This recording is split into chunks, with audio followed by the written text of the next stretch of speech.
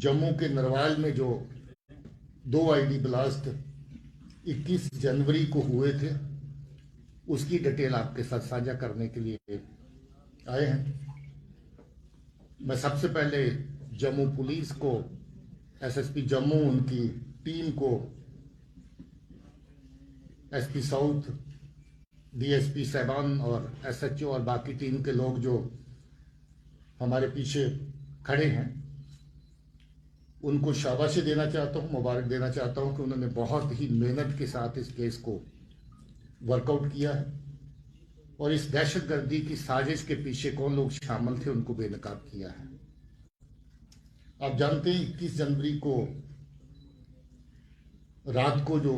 2 bomb लगाए गए, 20 की रात को, जो 21 की सुबह फटे। रात को 7:30 बजे के आसपास पहला और फिर उसके बाद दूसरा, और दोनों आईडीज के बीच में 20 मिनट का वक्फा इस तरीके से रखा गया कि जब पुलिस के लोग, सिक्योरिटी फोर्सेस के लोग वहां पर इमीडिएटली रश करते हैं, पहुंचते हैं, तो उनका बड़े से बड़ा नुकसान किया जा सके। और पहले में जब दुकानें खुलें, लोग जो दुकानदार आसपास अपना काम कारोबार करने वाले हैं, उनको नुकसान पहुंचाया जा सके। मगर पुलिस ने अपनी एसओपीज का पालन करते हुए अच्छे तरीके से सिचुएशन को हैंडल किया और उस एरिया को अच्छे से सैनिटाइज किया, जिसकी वजह से पहली आईडी में 9 लोग जख्मी हुए, मगर दूसरी आईडी जिसका निशाना ये था कि पुलिस और सिक्योरिटी फोर्सेस के लोग जो मौके पर आए उनको टारगेट किया जाए, एसओपी का पालन करते हुए उस नुकसान को बचाया जा सका, वरना वो नुकसान और भी बड़ा हो सकता था, क्योंकि पहली आईडी छोटी थी और दूसरी आईडी उससे कहीं ज्यादा बड़ी थी और इरादा यही था कि दूसरी आईडी ज्यादा से ज्यादा लोगों का नुकसान करे। पुलिस ने बड़ी मेहनत के साथ आरिफ नाम के दहशतगर्द को पकड़ा है, जो रियासी का रहने वाला है, और इसकी तफ्तीश और इंटेरोगेशन के दौरान ये पता भी चला कि ये आज से नहीं बल्कि पिछले लगभग 3 साल से ये पार जो हैंडलर हैं, दहशतगर्दी को चलाने वाले जो लोग हैं लश्कर तौबा के, उनके साथ इसका तालमेल है। इसका मामा काफी सालों से कराची, पाकिस्तान में जाकर के सेटल हो रखा है। मामे के जरिए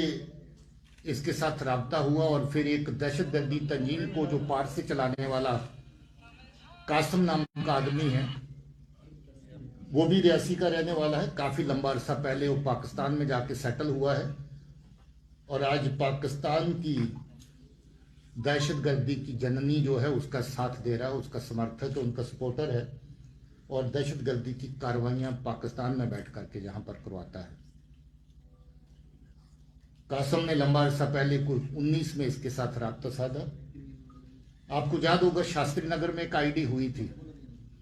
वो अभी तक उसका करने वाला कौन था वो बेनकाब नहीं हो पाया था। यही आदमी है जो शास्त्री नगर में फरवरी 22 में आईडी हुई थी, यही आदमी शामिल था। आपको ये भी याद होगा कि कटरा में जो बस में आग लगी ब्लास्ट के बाद,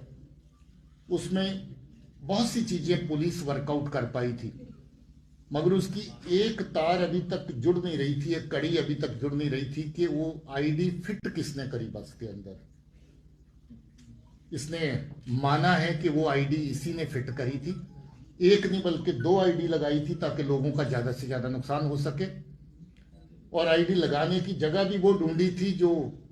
पेट्रोल टैंक को ही बारूद की तरह इस्तेमाल कर सके। और इसने आईडी बस के अंदर जाकर के सीट नंबर 3 के नीचे जहां पेट्रोल पंप पड़ता है उसके बिल्कुल ऊपर फिट करी थी, थैले के अंदर डाल के, और 2 आईडीज एक साथ फिट करी थी। बात यही खत्म नहीं होती, एक आईडी और अभी इसके पास मौजूद थी और उस आईडी का फोटो, और हो सकता है कि थोड़ी देर तक वो सही आईडी भी आपके साथ बाहर शेयर कर दी जाए। वो परफ्यूम आईडी है, बॉटल परफ्यूम की दिखती है और अगर गलती से आपने परफ्यूम के स्प्रे के माफक उसको दबा दिया, जब खोल दिया तो आईडी फट जाएगी और जिसके हाथ में आईडी होगी उसका मौके पर ही नुकसान हो जाएगा। जो पहली आईडीज अभी तक इस्तेमाल करी, जो शास्त्री नगर में हुई, वो टाइमर वाली डिवाइस थी। जो कटरा की बस में आईडी लगाई गई वो स्टिकी बॉम्ब की फॉर्म में थी, जो थोड़ा बड़े साइज में स्टिकी बॉम्ब हमने कठुआ में बरामद किए थे, जिसमें 450 ग्राम के करीब करीब एक्सप्लोजिव मटेरियल रहता है।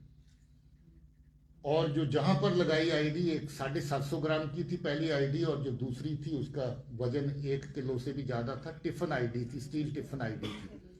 और जो अभी आईडी पकड़ी है, मैंने आपको बताया कि वो परफ्यूम आईडी की तरह है। यहां पर कोशिश है कि जो दहशतगर्दी के